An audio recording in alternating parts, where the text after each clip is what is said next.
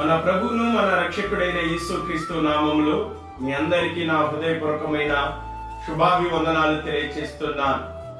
దేవుడు మిమ్మల్ని మీ కుటుంబాలను దీవించి ఆశీర్వదించునుగాక. ఆమేన్. సత్యం హెవెన్ మినిస్ట్రీ ద్వారా మన అనుదిన అంశము ఏదేను తోటలు. మన అంశము ఏదేను తోటలు. దేవుని ప్రజలారా, ఈ భూమి మీద దేవుడు మొట్టమొదటిగా వేసిన తోట ఏంటంటే ఏదేను తోట. సృష్టిని కలిగించిన ఆ దేవుడు ఈ యొక్క సృష్టిలో ఒక తోటను వేశాడు. ఏంది ఆ తోట అంటే ఏదేను తోట. తనకి ఇష్టముగా వేసుకున్నాడు తోటలు. ఈ భూమి మీద ప్రపంచంలో ఇప్పుడు అనేకమైన తోటలు వచ్చినాయి. రకరకాల అందమైన తోటలు, ఆహ్లాదకరమైన తోటలు.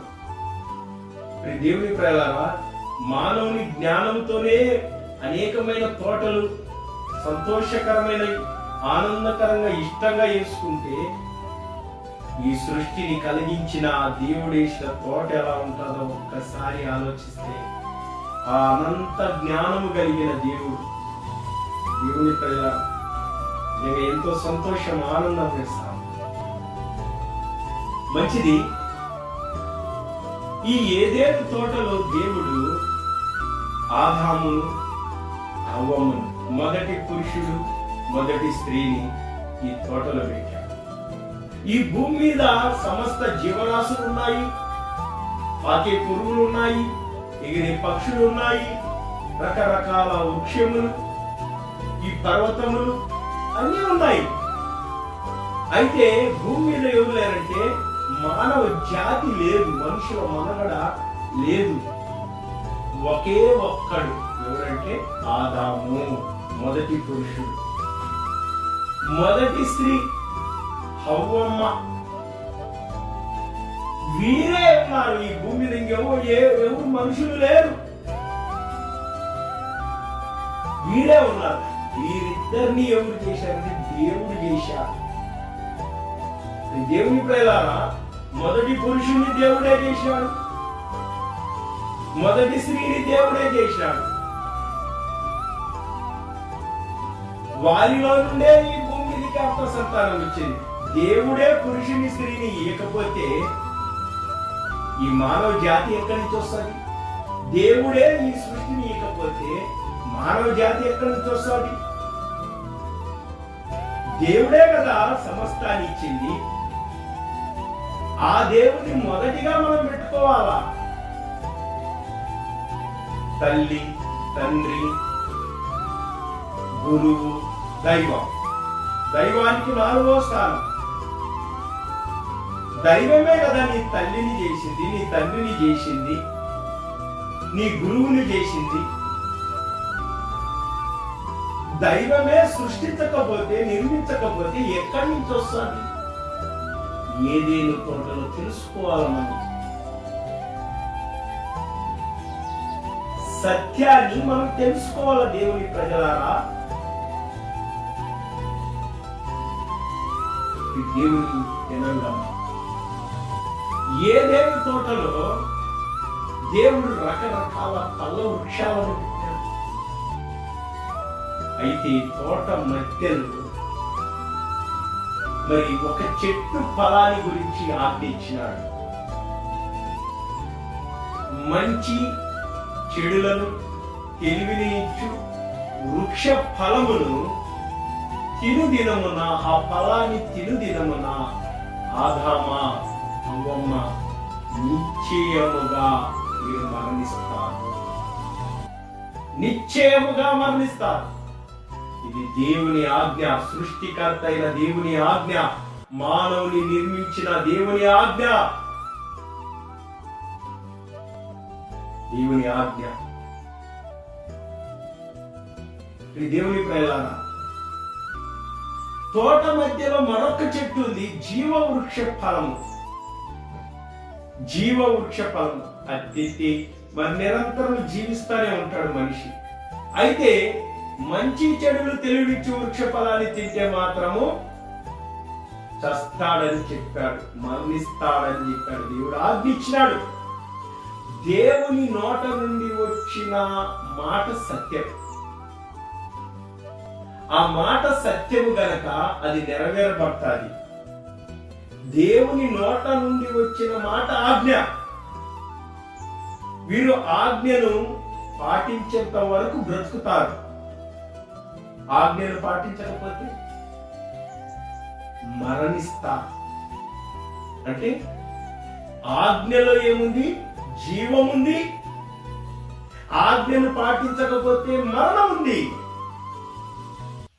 దేవుని ప్రజలారా, మానవునికి జీవము మరణాలను మానవుని ఎదుట పెట్టాడు. సుఖ దుఃఖములను మానవుని ఎదుట పెట్టాడు. మానవునికి స్వాతంత్ర్యం ఇచ్చాడు. ఆదామా, ఈ తోటను నువ్వు కాపాడు.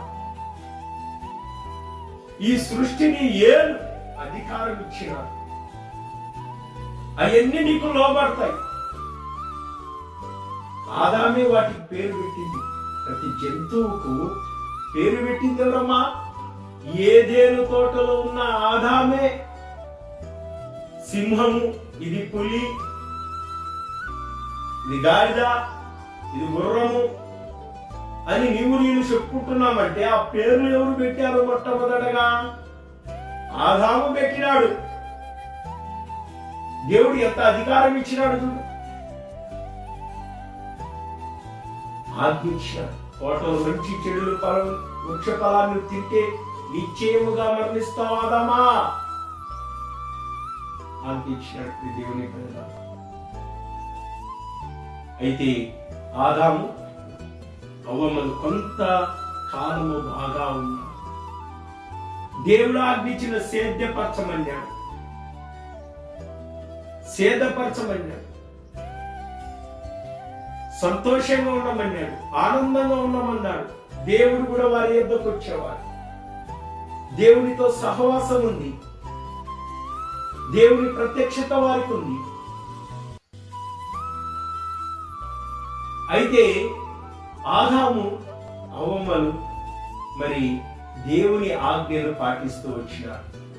అయితే సర్పము యుక్తి గలదై అనే మాటను ఆదికాండం 3వ అధ్యాయంలో మనం చూస్తాం.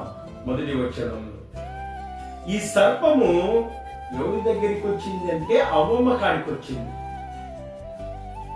ఆదాము సేద్యపరచడానికి వెళ్ళేవాడు. దేవుని మాటను వింటున్నాడు.